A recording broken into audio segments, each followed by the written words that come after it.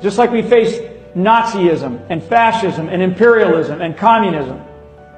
This is Islamism. And it is a vicious cancer inside the body of 1.7 billion people on this planet.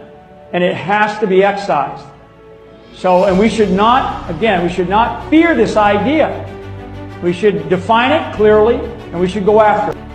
The more you study and learn about history, the more you learn that we have been lied to about everything by everyone. You've been lied to by your government, we've been lied to by our churches, we've been lied to by our teachers, and we've been lied to by our parents. Even if they didn't intend to lie to us, they still told us things that simply were not true and propagated the lies, either by complicity or by ignorance, but at the end of the day, the result is the same. And this is fueled in anger, as the people today have access to information, and we are learning that we have been lied to, not just for years or decades or centuries, but we have been lied to for millennia. We might stop obeying their orders and being their obedient servants. We might stop obeying their orders and dying in their useless wars.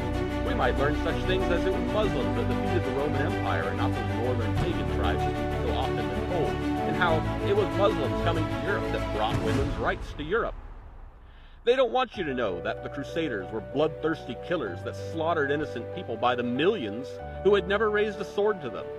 They don't want you to know about how when Muslims captured most of Europe, unlike the Christians, they never practiced conversion by the sword, join our religion or die. In fact, when Muslims took Europe, they guaranteed the freedom of religion for all people.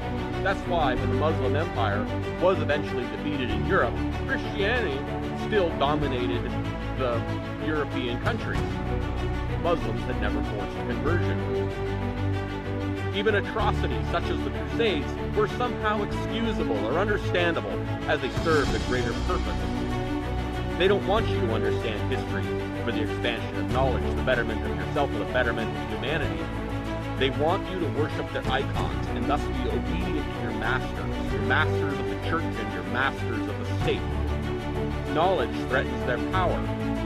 They know that in the long term, when enough people have that knowledge, their power will cease to exist. The establishment holds itself as infallible as God, that their actions, no matter how insidious or somehow righteous, and like that story of old, do not want you eating from that fruit of knowledge. These people are many things, but they are not stupid. The people who have manipulated humanity for thousands of years know exactly what they're doing. And of course, they will tell you that it has been for your own good. They're doing it because you're not capable of self-determination. You're not capable of ruling over your own life.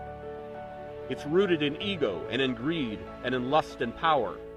Their motivating principles are the very same